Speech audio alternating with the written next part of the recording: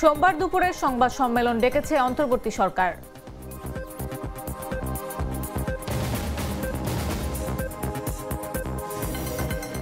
নেপাল হয়ে Canada, Europe যাওয়ার বিষয়ে সতর্ক থাকার পরামর্শ।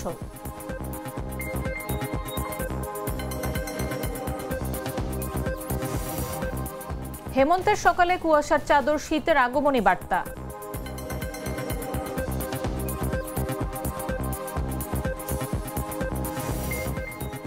শক্তিশালী ভূমিকম্পে কেঁপে উঠল আফগানিস্তান।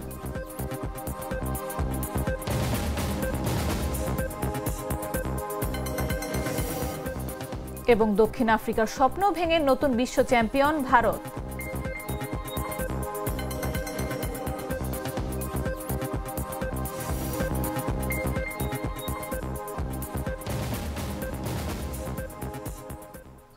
বেলা 11টা নিউজে সবাইকে আমন্ত্রণ। সাথে আছে আমি নাফিস আব্দুল্লাহ।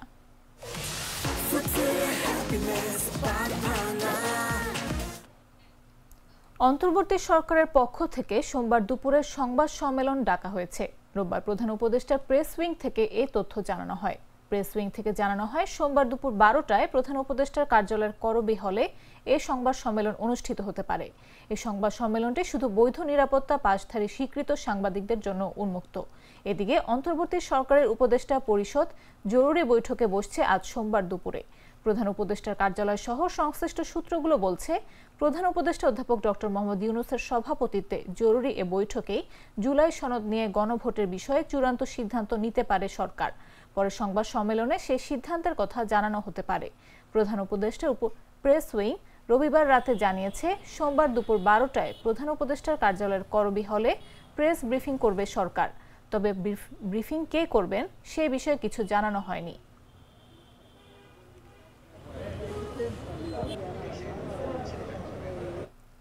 3 নভেম্বর জেল হত্যা দিবস আজ। 1975 সালের এই দিনে মুক্তিযুদ্ধের অন্যতম সংগঠক সৈয়দ নজরুল ইসলাম, তাজউদ্দিন আহমদ, এইচ.এম. কামরুজ্জামান এবং ক্যাপ্টেন মনসুর আলীকে ঢাকা কেন্দ্রীয় কারাগারে নির্মমভাবে হত্যা করা হয়। এই 4 নেতাকে হত্যার পরদিন তৎকালীন উপকারা মহাপরিদর্শক কাজী আব্দুল আওয়াল লালবাগ থানায় একটি হত্যা মামলা দায়ের করেন। 2004 সালের 20 অক্টোবর ঢাকা মহানগর দায়রা জজ মোহাম্মদ মতিউর রহমান এ মামলার রায় ঘোষণা করেন।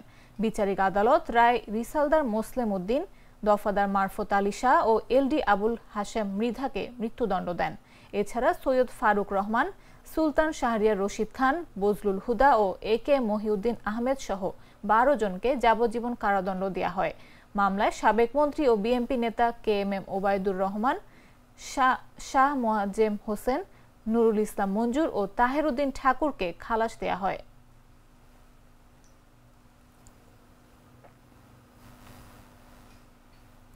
বাংলাদেশ থেকে নেপাল হয়ে কানাডা, ইউরোপ কিংবা অন্য দেশে পাঠানোর প্রলোভন দেখিয়ে এক মানব পাচার চক্র বাংলাদেশি তরুণদের ফাঁদে ফেলছে। প্রবাসে পাঠানোর নামে নেপালে নিয়ে গিয়ে তরুণদের জিম্মি করছে এবং নির্যাতন করে পরিবার থেকে মোটা অঙ্কের অর্থ আদায় করছে চক্রটি। সম্প্রতি এভাবে প্রতারিত 3 বাংলাদেশিকে উদ্ধার করেছে ব্র্যাকের মাইগ্রেশন প্রোগ্রাম। রোববার ব্র্যাকের মাইগ্রেশন প্রোগ্রাম মিডিয়া অ্যালার্টে এসব তথ্য জানিয়েছে। এমন পরিস্থিতিতে বিদেশগামীদের সচেতন থাকার আহ্বান জানিয়েছে বেসরকারি এই সংস্থাটি। ব্র্যাক বলছে, শুধু কানাডা নয়, ইউরোপ, আমেরিকা, অস্ট্রেলিয়া সহ বিভিন্ন দেশে নেয়ার কথা বলে নেপালে নিয়ে একইভাবে আটকে রেখে অস্ত্রের মুখে ভয়ভীতি ও নির্যাতন করে টাকা হাতিয়ে নেয়ার ঘটনা ঘটছে। নেপালে যেতে যেহেতু ভিসা লাগে না এবং অন অ্যারাইভাল ভিসা পাওয়া যায়, তাই পাচারকারীরা প্রথমে নেপালকেই বেছে নেয়।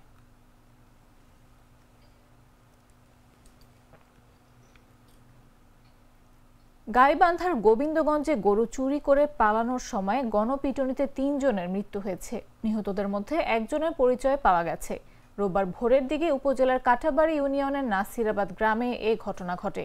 নিহতদের একজন হলেন বগুড়ার শিবগঞ্জ উপজেলার দামপাড়া গ্রামের মালিব্বর মিয়ার ছেলে কাউসার আলী। তবে বাকি 2 জনের নাম পরিচয় জানা যায়নি। এ ঘটনায় বাদী হয়ে 150 থেকে 200 জনকে অজ্ঞাত পরিচয় আসামি করে মামলা করেছে পুলিশ।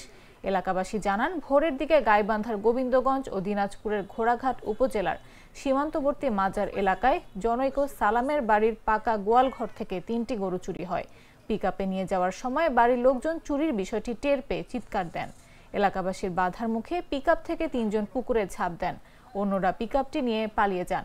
এ সময় উত্তেজিত জনতা তাদের পুকুর থেকে তুলে বেধড়ক মারধর করলে ঘটনাস্থলে দুজন নিহত হন, অপরজন গুরুতর আহত হন। পরে খবর পেয়ে দুজনের মরদেহ আহত ব্যক্তিকে উদ্ধার করে পুলিশ।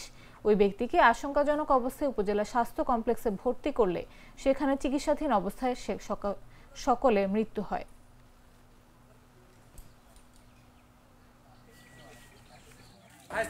মাঝে মধ্যে আমাদের এখানে চুরি হয়।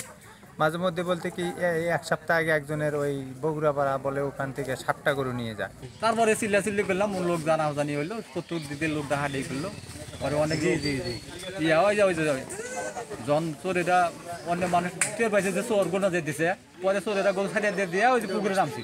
আমাদের যে হিলালি পাড়া, এখানে এই যে মোহাম্মদ সালাম নামে এক ব্যক্তির বসত বাড়ির সাথেই গোয়ালঘর, পাকা গোয়ালঘর, তার ওয়াল ভেঙে গরু চুরি করে নিয়ে যাওয়ার সময় স্থানীয় জনগণ টের পেয়ে তাদেরকে ধাওয়া করার পরে উত্তেজিত জনতা তাদেরকে ঘিরে ফেলে তাদের মারপিট করে। তো ঘটনাস্থলে দুজন মারা যায় সংবাদ পেয়ে আমাদের গোবিন্দগঞ্জ থানা পুলিশ তারা ঘটনাস্থলে গিয়ে আহত একজনকে উদ্ধার করে গোবিন্দগঞ্জ হসপিটালে নিয়ে আসে। চিকিৎসাধীন অবস্থায় সেও মারা যায়। তো এ ব্যাপারে আইনগত ব্যবস্থা গ্রহণের প্রক্রিয়া চলতেছে। চোরদের আইডেন্টিটি শনাক্তকরণের জন্য কাজ চলতেছে। সিআইডির একটা টিম কাজ করতেছে। আমরা ইতিমধ্যে একজনের পরিচয় শনাক্ত করতে পেরেছি। তার বাড়ি বগুড়া জেলার শিবগঞ্জ থানাতে। গ্লিটারের টুইন লেমন ও অ্যান্টিব্যাকটেরিয়াল ফর্মুলা বাসনকে চকচকে জীবাণুমুক্ত করে আমাদের দেয় গ্লিটার গ্যারান্টি। শেরপুরে নালিতাবাড়ির বায়তুল নূর জামে মসজিদে প্রবেশ করে ইমাম সহ মুসল্লিদের উপর হামলার ঘটনা ঘটেছে। এ ঘটনায় 3 যুবকের বিরুদ্ধে থানায় অভিযোগ করা হয়েছে। রোববার মসজিদ কমিটির সভাপতি আশরাফ আলী এ ঘটনায় নালিতাবাড়ি থানায় অভিযোগ করেন। শনিবার সন্ধ্যায় উপজেলার পোড়াগাঁও ইউনিয়নের 12মারি বাজার এলাকার উত্তর বাতকুচি ফরেস্ট অফিস সংলগ্ন গ্রামের বায়তুল নূর জামে মসজিদে হামলার ঘটনা ঘটে। স্থানীয় মুসল্লি ও লিখিত অভিযোগ থেকে জানা গেছে, শনিবার সন্ধ্যায় উপজেলার উত্তর বাতকুচি গ্রামের জহুর উদ্দিনের 3 ছেলে ফরহাদ মিয়া, রুবেল মিয়া ও ফারুক মিয়া মসজিদে প্রবেশ করেন। 3 যুবক সে সময় মসজিদের মাইক সেট, বৈদ্যুতিক বোর্ড, টিনের বেড়া ও অন্যান্য জিনিসপত্র ভাঙচুর করেন। পরে খবর পেয়ে স্থানীয় বাসিন্দারা মসজিদে এলে হামলাকারীরা পালিয়ে যায়। অভিযুক্তদের বক্তব্যের জন্য খোঁজ নিতে গেলে তাদের কাউকে পাওয়া যায়নি। তবে স্থানীয় কয়েকজন জানান ওই 3 যুবক মাদকাসক্ত। নিশাই করছে না কি করছে জানি না, খেদা আনতাছে অনিমান সাবিন খার হইছে মানুষ বলে কয় কাল গাতে এনো আনে আজান দেব বাবা না আবার বাবা না যাবার বাবা না আনে নিষেধ আনে কেরা ইমানদারি আছে হ্যাঁ নাকছে তে নাকছে এলা কইতাছে কয়টা হারার পরে হুজুর না ডরাইতাছে, হুজুরের ঘর মারি দূর করবার যাবার চাইতাছে, হুজুর ডরাইতাছে। ডরানির পরে হুজুরে কয় হুজুর আমি কি ঘর যাবার পাই, কোথাইলে যান যাই রে ওলা তার তোর সব কিছু সিরা লাইলো সিরা আমি আবার খারাপ থেকে কইছি বাবা এটা তুই ব্যবহার কাম করতেছ, তুই এটা মানুষের কাম করতেছস না। আমারই তো জলা সেরা ফজর নামাজ পড়ে এই জোর রাজান দে তোরা তো হইতে ঘুম পারস, তুই এর মসজিদ বাঙ্গস কে এলা করতেছস কে কইরা রে বলে সিরা নিয়ে আমার এলা দিয়ে কয়েকটা বাড়ি মারছে। বাড়ার পরে আমার এই ছোট ভাই বোর্ডারে পায়া ওরা বাইরে আছে। বাড়ানোর পরে আবার হুজুরের সাইকেল ভাঙ্গা লাইতেছে। আমি কই বাবা বাবা বাবা সাইকেলটা ভাঙিস না, বাবা কইছি তুই সাইকেলটা ভাঙিস না। এসম কা দেও না আমার নামও ঘুষায় কি করছে, আমার একটা লার ফুল আছিল এনেই পড়ছে। আমার শ্বশুরে দেখবার লাগে গড়তে বার আইতে আপারে মাইরা পরে আমারে মার পালাইছে, মাইরা চুলা মুলা ধরে কানের ফুললো নিচে গা আর এই যে টুট পরে আসছে এটা ঘুষাইছে সত্রিয়া মিল্লা আর আমার স্বামীর হাতটাও কাটটা লাইছে নালতে পারি না গেছে সিলাই। চাঁদপুর 250 শয্যা সরকারি জেনারেল হাসপাতালে দিন দিন বাড়ছে শিশু রোগীর সংখ্যা। হঠাৎ আবহাওয়া পরিবর্তনজনিত কারণে শিশুদের মধ্যে ঠান্ডা, জ্বর, শ্বাসকষ্ট ও নিউমোনিয়া রোগ ব্যাপকভাবে ছড়িয়ে পড়েছে বলে জানিয়েছেন চিকিৎসকরা। হাসপাতাল সূত্রে জানা গেছে, শয্যা সংকটের কারণে বর্তমানে শিশু ওয়ার্ডের পাশাপাশি ফ্লোর ও বারান্দায় চিকিৎসা কার্যক্রম পরিচালনা করতে হচ্ছে। এতে চিকিৎসক ও নার্সরা রোগীর চাপ সামাল দিতে হিমশিম খাচ্ছেন। হাসপাতালের শিশু ওয়ার্ডের ইনচার্জ কোহিনুর আক্তার জানান, গত 24 ঘন্টায় শতাধিক শিশু বিভিন্ন রোগে আক্রান্ত হয়ে হাসপাতালে ভর্তি হয়েছে। সকালে অন্তত 20 শিশু ভর্তি হয়েছে। বর্তমানে 44 শয্যার বিপরীতে 133 জন শিশু চিকিৎসা নিচ্ছে বলে তিনি জানান।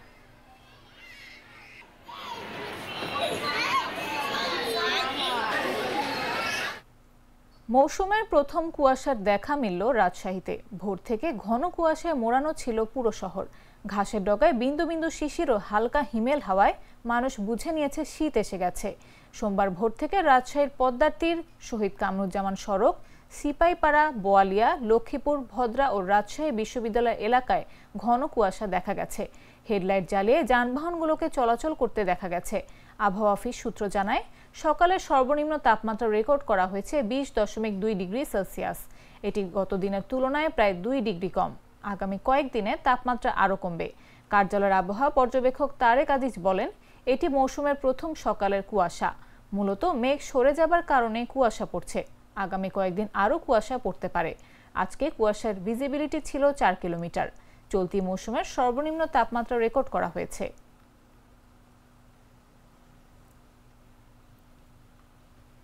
দুধার চকলেটে একাকার হয়ে ওঠা প্রাণ লেয়ার। প্রাণ লেয়ার, সম্পর্কের মিষ্টি ম্যাজিক। জানাবো আন্তর্জাতিক সংবাদ।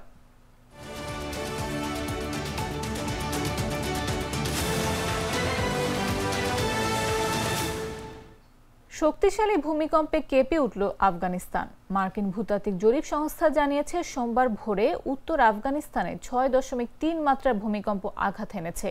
কয়েক মাস আগে আঘাত হানা আরেকটি শক্তিশালী ভূমিকম্পের ক্ষত কাটিয়ে উঠতে না উঠতেই আবারও তীব্র কম্পনে কেঁপে উঠল দেশটির উত্তরাঞ্চল। ইউএসজিএস এর তথ্য অনুসারে স্থানীয় সময় সোমবার ভোরের দিকে 28 কিলোমিটার গভীরতার ভূমিকম্পটি আঘাত হানে। এর কেন্দ্রস্থল ছিল মাজারি শরীফ শহরের কাছে। ভূমিকম্পের পরের কয়েক ঘন্টায় তাৎক্ষণিকভাবে কোনো হতাহত বা বড় ধরনের ক্ষয়ক্ষতির খবর পাওয়া যায়নি। অতীতে দুর্বল যোগাযোগ ব্যবস্থা এবং অবকাঠামো দেশটিতে দুর্যোগ মোকাবেলায় বাধাগ্রস্ত করেছে। কর্তৃপক্ষ ঘন্টার পর ঘন্টা, এমনকি কয়েকদিন ধরেও ক্ষয়ক্ষতির পরিমাণ নির্ধারণ করতে দূরবর্তী গ্রামে পৌঁছাতে পারেনি। ভূমিকম্পের সময় দেশটির বৃহত্তম উত্তরাঞ্চলীয় শহর মাজারি শরীফের বাসিন্দারা তাদের বাড়িঘর ভেঙে পড়ার আশঙ্কায় রাস্তায় ছুটে আসেন। এফপির এক সংবাদদাতা জানিয়েছেন, রাজধানী কাবুলের প্রায় 420 কিলোমিটার দক্ষিণে তীব্র কম্পন অনুভূত হয়েছে।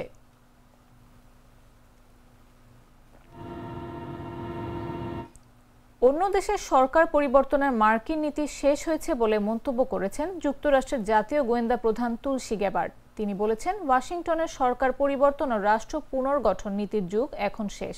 প্রেসিডেন্ট ডোনাল্ড ট্রাম্পের নেতৃত্বে যুক্তরাষ্ট্র এখন গণতন্ত্র রপ্তানির বদলে আঞ্চলিক স্থিতিশীলতা ও অর্থনৈতিক সমৃদ্ধির ওপর গুরুত্ব দিচ্ছে। গত শুক্রবার বাহরাইনে আয়োজিত বার্ষিক নিরাপত্তা সম্মেলন মানামা ডায়ালগে যোগদানের আগে তুলসী গ্যাবার্ড সাংবাদিকদের বলেন, দশকের পর দশক ধরে আমাদের পররাষ্ট্রনীতি এক অন্তহীন ও প্রতিকূল চক্রে আবদ্ধ ছিল, যেখানে একের পর এক সরকার উৎখাত, রাষ্ট্র গঠন এবং অজানা সংঘাতে হস্তক্ষেপের মাধ্যমে আমরা মিত্রের চেয়ে শত্রু বেশি সৃষ্টি করেছি। এর ফলাফল হয়েছে ট্রিলিয়ন ডলার ব্যয়, অসংখ্য প্রাণহানি এবং অনেক ক্ষেত্রে আরও বড় নিরাপত্তা হুমকির উদ্ভব। তিনি বলেন, ট্রাম্প প্রশাসনের দ্বিতীয় মেয়াদে মধ্যপ্রাচ্যে মানবাধিকার ও গণতন্ত্র বিস্তারের পুরনো লক্ষ্যগুলো এখনও অর্থনৈতিক সমৃদ্ধি ও স্থিতিশীলতাকে অগ্রাধিকার দিয়েছে।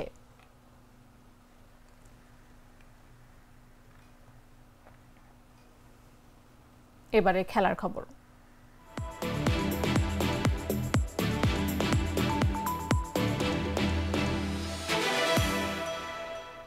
নিজেদের মাঠে নতুন ইতিহাস গড়ল ভারতের মেয়েরা।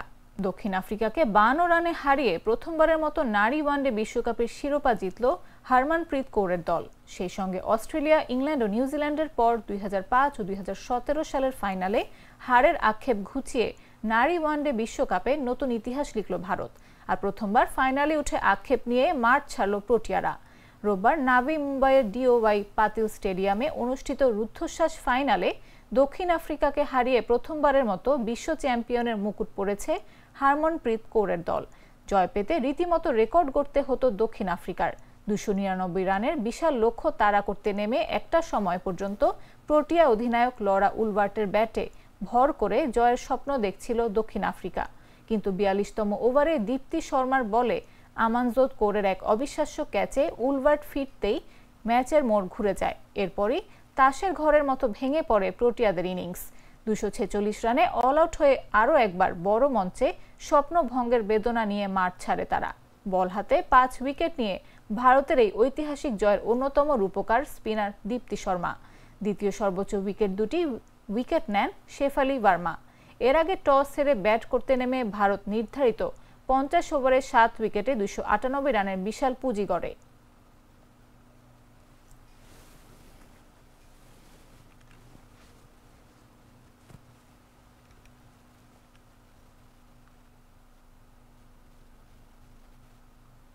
সংবাদ শেষ করার আগে শিরোনামগুলো জানিয়ে দিচ্ছি আরো একবার।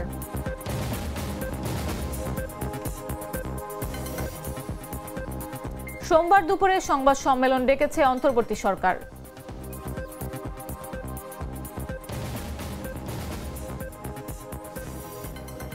নেপাল হয়ে কানাডা ইউরোপ যাওয়ার বিষয়ে সতর্ক থাকার পরামর্শ।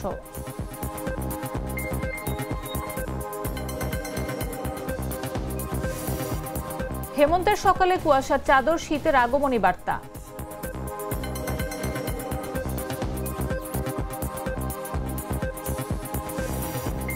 শক্তিশালী ভূমিকম্পে কেঁপে উঠল আফগানিস্তান।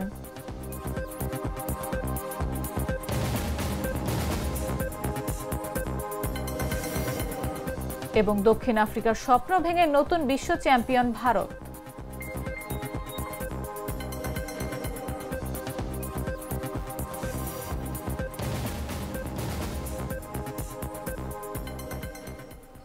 দর্শক, এই ছিল এখনকার মতো।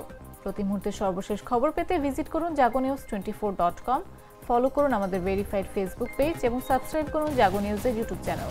এতক্ষণ সাথে থাকার জন্য ধন্যবাদ সবাইকে।